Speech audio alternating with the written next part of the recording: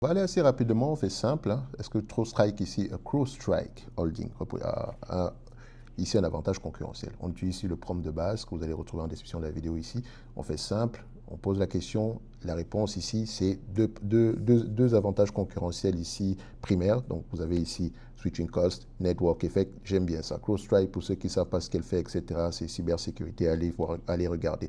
Nous avons également publié ici une note d'analyse sectorielle approfondie pour ce genre d'entreprise-là, donc les logiciels de manière générale. Tout est dans le groupe School, dont l'accès est gratuit jusqu'au 31 du mois de juillet. Le lien en description de la vidéo. Donc ici, les deux éléments ici montrent que, enfin, selon le prompt, c'est une entreprise qui a un avantage concurrentiel large en expansion. Donc, ça nous donne quoi ici? Premier élément ici, c'est le switching cost. Donc, la solution Falcon est profondément intégrée aux points terminaux et aux infrastructures cloud des entreprises clientes. Remplacer un agent ici de sécurité déployé à grande échelle nécessiterait la désinstallation sur des centaines de milliers de systèmes. Donc, la reconfiguration des pipelines de sécurité opérationnelle et le risque d'interruption de la protection en temps réel. Cette dépendance technique garantit une rétention élevée des clients existants et soutient l'adoption de modules complémentaires via le modèle Falcon Flex. Je sais, vous ne connaissez pas Falcon Flex, etc.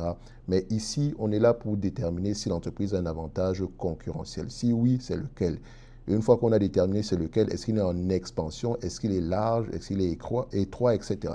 Donc ici, il y a un switching cost, dépendamment de tout ce qu'il a eu tendance à raconter, pourquoi est-ce qu'il y a un switching clause. Et maintenant, il aura tendance ici à vous donner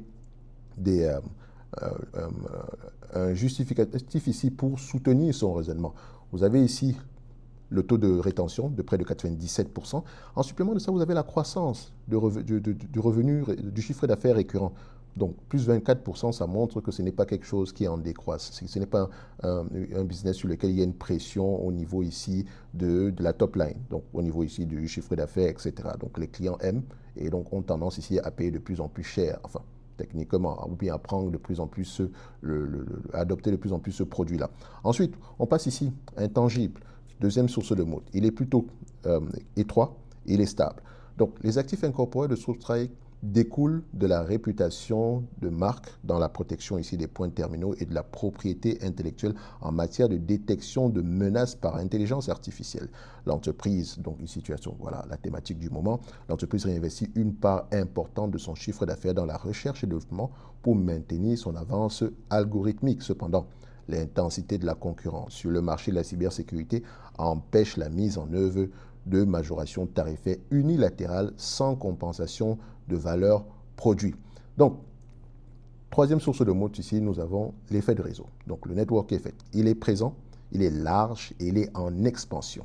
La plateforme TradeGraph génère un effet de réseau ici de données directes. Chaque nouveau point terminal connecté fournit des télémétries supplémentaires, ce qui entraîne l'entraînement ici, enfin, l'entraînement, je ne sais même pas si ça se dit, mais bon, ce prompt réfléchit en anglais, donc le français, c'est, voilà, ça peut prêter à confusion ici, mais je pense qu'on comprend ce que ça veut dire ici. Donc, ce qui entraîne ici, l'entraînement ici, continue des modèles d'intelligence artificielle. L'amélioration globale de la capacité de détection profite immédiatement à l'ensemble des clients connectés, créant un avantage d'échelle analytique difficile à répliquer pour les acteurs de taille inférieure. Comme pour preuve ici, il vous met ceci, plus de 1000 milliards d'événements traités par jour sur le réseau TradeGraph. Donc, ça permet aux algorithmes de continuer l'apprentissage et ce qui renforce ici la qualité du produit de manière générale. Donc, vous avez également les nouveaux chiffres d'affaires récurrents, donc à peu près 1,01 milliard ici générés sur l'exercice 2026. Attention, quand on parle de l'exercice 2026, je vais vérifier, est-ce que CrowdStrike ici, voilà, oui. Donc, son exercice fiscal se termine généralement au mois de janvier. Donc, c'est pour ça qu'on parle de 2026. Alors que donc, présentement, il est sur l'exercice fiscal de 2027, même si on est encore en 2026. Alors, je continue ici avec la réponse. Je pense avec, voilà, parfait. Donc, ensuite, quatrième avantage concurrentiel, coût de production, low cost production, donc coût de production bas. Enfin, low cost production, c'est essentiellement ça. Donc, pourquoi? Ici, il est plutôt stable, il est étroit. Pourquoi? CrowdStrike ici profite d'une architecture logicielle pure SaaS et multilocataire qui dilue les coûts d'infrastructure cloud à mesure de l'augmentation du volume client. Cette structure de coûts permet de dégager des marges brutes élevées sur les abonnements et de générer une trésorerie importante, bien que cet avantage ici reste aligné sur des standards des principaux éditeurs ici de logiciels dans le cloud, de manière générale, parce que quand ils parlent de nuages, etc., si on parle du cloud. Donc tout le monde le fait ici, donc globalement c'est bien, on sait que le modèle SaaS ici fonctionne très très bien et qu'il est à marge très élevée. Bon, ça, tout le monde peut l'avoir. Ensuite, vous avez le contre-positionnement. Contre-positionnement, pourquoi? Et ça, c'est la partie qui est intrigante et c'est le mot qui va avoir tendance à disparaître demain quand les autres vont faire la même chose. Pourquoi il parle de contre-positionnement? Et pour ceux qui ont lu ici la note d'analyse sectorielle, vous allez comprendre pourquoi. En concevant une architecture cloud native reposant sur un agent unique de sa création, dès sa création, CrowdStrike ici a pénalisé les acteurs historiques dans le domaine de l'antivirus dont les modèles reposaient sur des infrastructures on-premise, donc sur site, et des bases de signature physiques. Donc, la réplication du modèle ici par les fournisseurs traditionnels a entraîné la cannibalisation ici de leurs revenus logiciels historiques.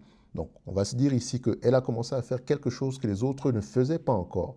Ce qui veut dire que quand les autres ont voulu faire la même chose qu'elle, ils n'ont pas eu le choix que de cannibaliser ici un segment d'activité qui avait des marges élevées. Ça ne veut pas dire ici que ça ne va pas fonctionner à long terme, etc. Mais ça met une pression au niveau ici des revenus ainsi que des marges à court terme quand on fait généralement ce type de changement-là. Et bon, concernant le risque ici, la dépendance à un agent unique déployé au niveau du noyau système expose l'entreprise à des risques d'interruption opérationnelle en cas de mise à jour défectueuse, susceptible ici de détériorer la confiance des clients et les taux de renouvellement. Maintenant, pour quelqu'un de curieux, ce serait de voir à peu près est-ce que c'est déjà arrivé par le passé. OK? Mais ça montre également à quel point l'entreprise est centrale. Donc, le produit est central pour les clients finaux. Moi, j'aime ça. Donc, la question que je me pose, si j'utilise ici le prompt premium, les clients sont-ils prisonniers? J'aimerais savoir à peu près jusqu'où le client aura de la difficulté à changer pour un autre fournisseur de ce type de produit-là. Bref, maintenant, on passe au niveau de l'analyse quantitative. Très rapide ici, si l'entreprise a plusieurs avantages concurrentiels et qui sont plutôt larges ici et en expansion, ça doit se voir sur les chiffres. Pas au niveau du chiffre d'affaires. Commençons par la marge brute. Est-ce qu'on a une marge brute au moins stable, 75%, et elle est stable? Premier niveau de pricing power, c'est la stabilité. Deuxième niveau, c'est la croissance. Ici, de la marge. Marge EBITDA, rien d'exceptionnel. On n'a presque rien du tout. Elle a des marges EBITDA négatives. Alors, ici, moi, j'aime ce que je vois. D'aucuns diront ici que, mais il n'y a pas de marge, etc. Tout simplement parce qu'elle perd de moins en moins d'argent. Ça veut dire ici qu'en termes de levier opérationnel, il y a quelque chose d'intéressant qui se passe. Si l'entreprise double en termes de chiffre d'affaires, est-ce que la marge EBITDA va rester au même niveau ou bien elle peut littéralement doubler? Quand je dis même doubler, je pense que tout revenu supplémentaire va avoir tendance à descendre directement au niveau des bénéfices opérationnels. D'accord? Donc, parce que la structure de coût est peut-être très stable.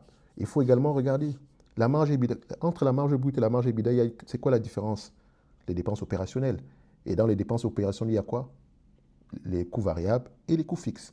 Si les coûts variables sont plus élevés que les coûts fixes, les coûts variables peuvent être réduits. Si c'est la force de vente, ici, on sait littéralement qu'une fois que le logiciel est vendu, il est intégré chez les clients, il y a de fortes chances que ces clients-là n'aient pas besoin d'être démarchés à nouveau pour prendre le produit de l'entreprise l'année prochaine, parce qu'ils sont déjà à l'intérieur. Vous voyez ce que je veux dire? Donc, si on signe des clients, on n'a pas besoin de renvoyer un commercial ici pour faire une nouvelle vente l'année qui suit. Donc, peut-être qu'on en aura moins besoin dans le futur. Et donc, c'est un coût variable qu'on pourrait éliminer sans toutefois menacer ici la stabilité du business à long terme. C'est comme ça qu'il faut voir les choses. Maintenant, quand on va regarder les cash flows opérationnels, est-ce qu'ils sont positifs? Oui. Et ils sont positifs pour une seule raison, les SBC. Les SBC se représentent 22% ici de chiffre d'affaires. 22% du chiffre d'affaires et ils sont plutôt stables. Et je vous ai toujours dit que le premier, moi j'aime bien, enfin pas que j'aime bien, je veux au moins que les SBC n'augmentent pas en termes de pourcentage sur le revenu. C'est pour ça qu'ici, quand on va regarder cette compagnie, on veut avoir quelle est la taille du marché global. Si la taille du marché global, c'est disons 100 milliards, elle n'est qu'à 5 milliards. Donc, elle pourrait littéralement doubler. Et si elle double, est-ce que les SBC, en termes de pourcentage du revenu, vont avoir tendance à rester les mêmes ou bien diminuer? D'accord? Moi, je pense qu'ils vont diminuer parce que la tendance ici va dans ce sens. Alors, ça, c'est mon avis. Donc, n'adoptez pas le mien. Donc, ici, c'est pour ça que quand vous allez regarder les free cash flow de cette compagnie, elle n'en a pas. Elle n'a pas des free cash flow. Enfin, elle n'a pas des vrais free cash flow au sens pur du terme. Donc, elle n'en a même pas parce que s'il n'y a pas de marge EBITDA ici, à part peut-être ici, la différence est peut-être ici des charges exceptionnelles qui vont passer ici en dépréciation, en amortissement. Et donc, ça, enfin, même ça, je pense que c'est même des charges exceptionnelles, parce que si on met dépréciation, amortissement ici, ça veut dire que EBITDA doit être aux alentours ici des 7%. Or, on a quelque chose à 1%, ce qui veut dire ici qu'on a plutôt des charges exceptionnelles ici. Et donc, c'est pour ça qu'on a peut-être des free cash flow de 7%. Donc, si je veux analyser cette compagnie, il est peut-être préférable d'utiliser le price to sales. OK? Il est préférable d'utiliser le price to sales. Mais la question que je me pose toujours, c'est quel est l'objectif à long terme de marge de CrowdStrike? Parce qu'ici, il faut faire de la guesstimation. CrowdStrike vise des marges de combien dans son domaine d'activité? Quand on prend 3,36, donnez-moi juste un instant, free cash flow, 2,86, divisé ici par combien? 2,86 divisé par 8,43, 2,86 divisé par 8,43, ça donne à peu près 33%. Donc on vise des marges free cash flow de 33% dans le futur. Bon, tant mieux si ça arrive. Donc à partir d'ici, je sous-entends, dans mon modèle, c'est simple, que l'entreprise puisse générer des vrais free cash flow de plus en plus élevés. OK? De telle sorte que SBC représente une part de moins en moins élevée du chiffre d'affaires. Et donc, si c'est le cas, l'entreprise, c'est une compagnie qui pourrait déjà, si elle avait déjà échangé à 25 fois les bénéfices. Il faut commencer par là. Les marges sont élevées. Le secteur d'activité est en pleine expansion ici et il est de plus en plus en expansion. L'entreprise a un avantage concurrentiel assez large ici. Donc, il y a de fortes chances qu'elle continue à prendre des parts de marché. Maintenant, vu qu'elle n'a pas encore de bénéfices nets, de vrais free cash flow, il faut guesstimer. Donc, on sous-entend que dans un monde idéal où il n'y aurait pas ici de SBC, etc., voilà à peu près les cash flows opérationnels qu'elle pourrait générer d'ici 2029. Les analystes ont tendance à faire de bonnes prévisions sur ce business-ci. Donc, à 20 fois les cash flows opérationnels, parce qu'elle pourrait, si elle mérite 25 fois les bénéfices, ça sera 20 fois les cash flows opérationnels. N'oubliez pas le ratio de 80%. OK, ça donne à peu près 67 $ à l'action. Oui, c'est très bas par rapport à ce qu'on a présentement, mais je préfère rester prudent. Ça donne à peu près, surtout avec tous ces éléments qu'on a. Donc, ça donne à peu près 67 $ l'action. Est-ce qu'elle a de la dette nette du point de vue volume? Non, il y a du cash net ici. Donc, CrowdStrike mérite d'avoir une place dans ma watchlist et je mettrai comme target price 67 $. Alors, on va voir ici, est-ce qu'on a déjà mis cette compagnie dans notre watchlist par le passé? 67 $, elle sera dans les softwares. CrowdStrike, ça sera à peu près CR. Voilà. J'ai mis 156 $. Incroyable. Alors, je pense ici qu'on a dû prendre comment on appelle ça? Le price to sales, ouais, je pense. Ça peut également être, on peut prendre le price to sales, mais dans le price to sales, il faut déjà comprendre une entreprise qui a à peu près le même niveau de marge bénéficiaire. PNW, sauf si on fait de la guesstimation et qu'on attend des marges plus élevées. Je peux faire ça parce que je ne regarde pas souvent les anciennes vidéos, donc pour avoir toujours un avis assez différent par rapport aux autres. Je fais ceci. Objectif long terme de marge FCF de CrowdStrike. CrowdStrike. Boum. Et là, ici. Voilà. Alors, le target model, marge de free cash flow, il vise à peu près 38%. OK. Avec à peu près des marges au bout d'abonnement de 85%. Soyons fous. Mettons-nous sur la borne supérieure et ça à l'horizon 2029. OK. Disons qu'ils arrivent à l'atteindre d'ici 2028. On n'a pas le choix que de faire de la guesstimation ici. Je vais retourner un tout petit peu en arrière. Voilà. Sur un chiffre d'affaires de combien? Voilà. on va regarder le chiffre d'affaires en date d'aujourd'hui. J'ai un chiffre d'affaires de combien? De 8,43. OK. 8,43, donc 0,8, donc 8,43, 8,43, multiplié par 0,38%, multiplié par 25 fois les bénéfices, on est à peu près à 80. Bon, on n'est pas très loin. Qu'est-ce qui s'est passé ce jour-là? Ah, il y a eu un split. Ah ben voilà, je comprends maintenant. L'action a été divisée par 4. Donc, c'est pas moi le fou. Ce qui veut dire ici que le 156 qu'on avait la dernière fois, en réalité, 156 divisé par 4, en réalité, c'était 39. Enfin, pas en réalité, mais après le split, ça devrait être que 39. C'est pour ça que ça affiche encore ici 156, parce qu'on n'a pas fait la mise à jour depuis longtemps. La dernière vidéo de CrowdStrike date à peu près du mois de juillet 2024. Donc, et vous pouvez le voir ici, le split a été, on a fait le split ici, c'était en juillet 2026. Juillet 2024, l'entreprise était à combien? Juillet 2024, octobre, juillet 2024, voilà. Donc, mois de juillet 2024, l'entreprise s'est changée aux alentours de 76 $ par là. Donc aujourd'hui, je préfère rester à 20 fois les cash flows opérationnels, je pense. C'est mieux pour moi. Donc, en estimant un tout petit peu, si on prend l'un ou l'autre ici, vous pouvez voir que, bon, on sera à peu près voilà, entre 80 et 60 $ l'action. Donc, je mettrai 67. Je préfère prendre 20 fois les cash flows opérationnels au lieu de guesstimer. Donc, je prends ici 67. Si l'entreprise vient se négocier en dessous de ce prix-là, pourquoi pas? Mais en tout cas, ce n'est que mon avis et non un conseil d'investissement. Comme d'habitude, je me réserve le droit de me tromper. Maintenant, en fait, on peut me extrapoler la croissance. Je dis toujours une chose. Je n'aime pas m'asseoir et dire qu'OK, la croissance, elle a une croissance moyenne de 20% par an. Si elle fait à peu près 20% sur les 20 prochaines années, voilà ce que ça va donner. Sans prendre en considération la taille du marché, sans prendre en considération la position de leadership de la compagnie, c'est très difficile de faire des estimations. C'est pour ça que je préfère généralement acheter une compagnie de croissance à un prix qui n'en implique même pas du tout. Par exemple ici, si on veut me proposer cette compagnie en date d'aujourd'hui, disons à 44 $, ça représente à peu près zéro croissance globalement. OK? Donc si croissance il y a, ça ne sera que bénéfique pour nous.